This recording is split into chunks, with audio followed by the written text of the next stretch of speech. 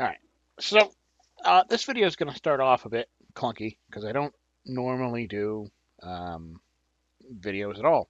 I'm a bit of I'm just a moron on the internet who likes landmines. But I have some thoughts about helldivers that have, I feel, have been quite overlooked, and I kind of wanted to get them off my chest because I feel like the community, the helldivers community as a whole, has been sucked into the stagnant oasis that is modern live action gaming. And I wanted to address why I think Helldivers is a different game now and all the things that have gone wrong. Firstly and foremostly, I should point out and push a Discord and a YouTube channel, namely as Dutch Butters Gaming. They've got both a Discord and a YouTube channel that cover this and many other games, mainly nowadays Arc Raiders, but we're looking at Crimson Desert. We're looking at all a bunch of new types of games. But Helldivers is really where we all started out, and I wanted to give the shout out to Salty and Dutch because look, you guys essentially brought our entire little Discord together. So this video isn't just for that Discord. It's probably also for the greater Helldivers Discord or Reddit. God forbid if it ever goes to that cesspool. But if it does, don't worry. I'm an American. You can come threaten my life. I have guns. I'm not scared of you. Anyway, on to the subject at hand. Why I think Helldivers has essentially changed from what it began out as. Nowadays, all we really have to look forward to is a monthly battle pass drop. I mean, war bond drop that gives us some new toys, some new weapons, armor, primaries, stratagems, and of course your cosmetic skins, which are just essentially reshades of the same four things, vehicles. And that's essentially all we have to look forward to. And then we get about 3 days of that, and then it's back to, well, what we like to do the most, bitching about game balance, bitching about bug fixes, and bitching about how Arrowhead fucked something up or said the wrong thing or how somebody got canceled for trying to be a charitable person. Um, and the cycle repeats every month. The MOs are worthless. There's no point to them. Nobody cares. Cyberstan was the last great push, and it ended in a gigantic fart. So, what are we to do? Well, my friend, I hate to break it to you, but we have been sucked into the live action mainstream gaming industry version of Helldivers, where yeah, all we do is wait for the next monthly battle pass thing to come out so we can spend our money so that Sony can get its dinner. And Arrowhead, look, I don't know if this is an Arrowhead choice or if this is the Overmind Sony's choice, but I just wanted to say we can fix this. This can be fixed so easily. Let's start by addressing the pig in the room. We have to keep Sony fed. But in order to do that, we have to keep the players entertained. And my suggestion is quite simple. We're going to take the war bond and we're going to remove the stratagems. We're going to remove the weapons. Sorry. Oh, right. All right. Before we get to that, let's make something clear. I'm sorry. I know. You'll be fed. Okay, thank you. I'm sorry. Sony was knocking on my door. I needed to tell them they'll still get their monthly paycheck of Warbond Battle Pass subscription. It'll be done in a few minutes. Go. They're always hungry. Let's take this into perspective.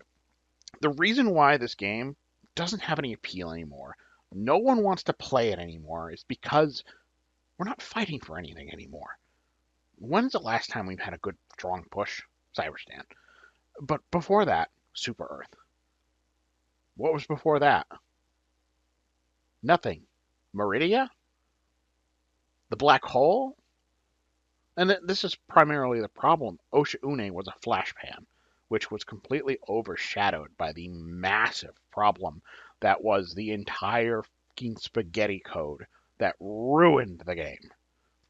Though I did like the new units, everything else about it, man, you couldn't even play on the planet. It was horrible. Let's fix things. First, we need to bring back the player base's attention to what's important. A playable game that's stable, and every time there's an update, there isn't massive bug fixes. Yes, I know that's pretty critical, but those obscene problems aside, the spirit of the game is gone. Where are the days where we could look at, for example, Malevolent Creek, where every Helldiver was bound and focused on dealing with that one specific problem, where everyone rallied, everyone pushed? What about those instances where during the days where we had to choose between very sick children and the anti-tank mines? You know how driven the game was? Those were the times where I really played the game the most. The choice between the airburst launcher and anti-tank mines, choosing between the anti-tank mines and the very sick children, then the choice between the nothing and anti-tank mines, which, haha, fuck you orbital players, we got those anti-tank mines. Those were the most engaging months of the game for me. Year one was the thing where I was hard hooked, like a fish on a hook. I couldn't put the game down. I wouldn't play with my literal family, and I instead opted to play that game because I was so drawn into this galactic map and taking part and pushing for objectives, because those objectives had rewards. You had things at the end of the tunnel to fight for. You had upgrades. You had new stratagems to unlock. And if you didn't unlock them, you didn't get them. Now everything's handed to us in a nice bundled package, something that Sony can easily feed us so we can easily feed Sony. And I know, I get it. Sony, I understand, it's almost done, we're almost there. We'll have to replace the things in the war bond. But firstly and foremostly, I think our best bet is taking the stratagems and, yes, new armor sets out of the war bond. Firstly, MOs need to have initiative again. We need to be able to bring about a new age where new stratagems are the reward for MOs. You want to take Cyberstan? Well, here's 2 new stratagems if you manage to take the forward operating bases. And then you use those 2 stratagems to go knock Cyberstan out of the fight. There's some fucking initiative. But one of the other problems is, well, we've got 2 other fronts now, and there's always the threat of the ever-present Roach Diver. And some players just don't want to play against bots. So here's where my introduction is. If we bring back reward MOs or decision MOs, where you have to choose between 2 new stratagems, well, instead of putting new stratagems in war bonds, put them in front of MOs. Those are the rewards. And as we're pushing for one of those MOs, there will inevitably be players who want to play on squids, and there's always roach divers. There's always more of them. So why don't we give them something to do? Let's give them MOs, minor orders, that reward those players. If you accomplish this goal, if you say, let's say they have to take Osha Une, while the bot players are doing the really important stuff, the bug players can focus on some planets, and their reward isn't just a planet or some medals. They actually unlock an armor set if they complete their minor order on their bug front. Additionally, that's my new ringtone. Additionally, we could also do it for the Illuminate side at the same time, because typically war bonds come with 2 sets of armor and a 3rd set that just gets thrown in the superstore, but that's fine, that can stay there. So we can have 2 sets of armor on 2 different fronts on 2 different minor orders at the same time we're doing a major order where the main host of Helldivers, the right divers, are doing the main objective. And they're going and pushing, they're gunning for that new stratagem. And if they don't complete the major order, they don't get it. Here's something we can throw in. If players on the bug front create and successfully complete their minor order, they contribute by giving a boost either to success rate or maybe some kind of reinforcement budget that would surge towards the actual major order and help the players on the bot front. Even if the bug players say, I don't want to help the bot players because I can't play the game very well, they will still contribute and give them a 20% like capture rate on planets for the rest of the MO. And the same for squid divers, who, I would assume, being not bug divers, would go help the bot players in addition to giving them their 20% capture rate bonus. And I know, Sony will never let this happen because there goes all the incentive for players to buy into their silly little battle pass war bonds.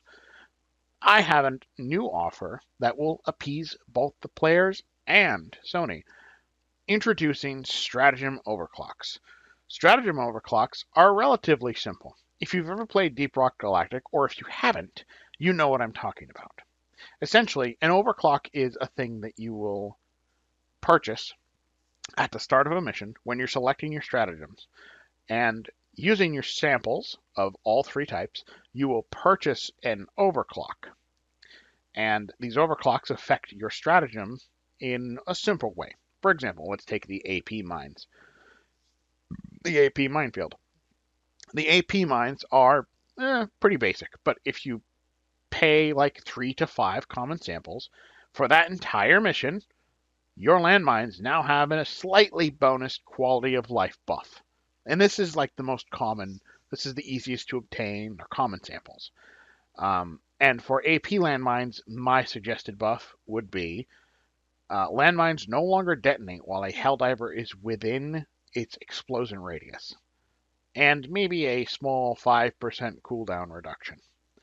And that buff, when you select it, you lock in, you pay for it, it lasts the entire mission, and if you get disconnected or kicked, it gets refunded to you. And that's just the common sample. A second example would be if you pay 3 uncommon samples, those AP mines then transform into buzzsaw landmines, which no longer explode, but they have the benefit of popping up out of the ground, turning into a literal Beyblade that spins around and buzzsaw melee damage landmines and bounces off of an enemy to hit another enemy over and over again. And you might have less landmines in your pod as a cost, so you'll get a new upside, but there's a slight downside, maybe less landmines, and they no longer explode, but you get a new upside of it fucking is a buzzsaw Bane Beyblade. Yeah, that sounds fun. And that would cost 3 uncommon samples, having the same rules as the other. And lastly, my favorite idea. Anti-tank mines, if you pay 3 super samples, anti-tank mines are replaced completely with Hellbomb Landmine Minefield. And basically the gist is it just drops a bunch of those broken Hellbombs on the map where you call it in. It's got a longer cooldown, and obviously there's friendly fire. And one of the downsides is if you shoot one, it explodes, just like the normal inactive or damaged hell bombs you'll find on a map. But now it's a stratagem, but it costs 3 super samples. Boom, there you go. So this is what's going to replace stratagems in war bonds. And I know, Sony, you think you can't just do that. If you do that, then there goes my long-term incentive. You can't just give it out. Who said anything about giving it out in one big burst? This is where battle passes are perfect, because not only can you slow drip and have that nice meal every month prepared for you, Sony, you can have the production team take their sweet dog diggity time making these things, because I'm not proposing overclocks for new stratagems. Oh no, overclocks will only be drip fed on the stratagems we currently have, which ultimately means you'll always have your monthly battle pass, right? And the kicker, you can keep primary weapons and grenades and the occasional armor set inside of a battle pass. And there's your incentive for players to come back and keep playing. But at the same time, we have simultaneously brought the incentive to the players to push for MOs, and we have given them the incentive to collect samples and collect super credits, because everything is perfectly balanced now. Players want to push for MOs because there's rewards waiting for them, and it'll keep them driven because you're still going to bring back decision MOs. And not to mention, the kicker is you'll still have all your benefits from your normal battle pass because you're bringing and introducing a new thing. And you're giving the players something to spend their fucking samples on, which has been a long time problem. Now, I won't lie to you, there are some fixes that they'll need to do and more changes, specifically in regards to the MOs with rewards. If you're going to put an MO out there that has a new stratagem reward at the end of it, let's say floating buzzsaw landmines or something stupid like that. I don't know why I would bring that one up. No clue. Not like I'd have to wait 9 months for a new one. But for example, if there's a new landmine stratagem at the end of this, we have to take 2 planets and then we have to take the third planet at the end of the chain. Well, it's a pretty good idea to let the helldivers who are on planet A, B, and C actually play with that new stratagem so they know what they're going for instead of not letting them touch it. And then, well, that's the problem. If you don't let them have their hands on, someone eventually will get their hands on it and say, test them out, and then post a video that will explain, well, this thing actually sucks, but they may have an incredibly biased view, and they may not want other people to unlock it in favor of a different one. And now we have to rely on leakers to get our information. Instead, and I feel personally like that's a silly idea. You should let the players experience the thing that they're going to unlock. And the killer is this is really helpful for you, Arrowhead in specific. This is helpful for you because you can get information from your players about the stratagem that they're pushing to unlock before they unlock it. If they're not very enthusiastic and they don't like it, they might not even unlock it. They might say, fuck it, we don't need it. And then you say, okay, you didn't earn it this time, and we're going to buff the shit out of it. And the next time it pops up in the MO list, it'll be giga buffed. And just put in your lore that, oh, they found more resources and now it's got more punch in the propellant of the rocket, for example. And that's really all I think Arrowhead has to do in order to revive their game. And I think that's pretty much it. That's my feelings on this. Yeah, balance and bugs and all that spaghetti code shit aside, I think that's really what we need to consider doing in order to bring the game back. Um, Probably never going to see the light of day. Arrowhead's never going to listen to this. They're never even going to see it. But I made this video because I just wanted to say what I had to say. I don't know if it's ever going to get traction, but fuck it. That's it. That's the end of the video. Bye. Game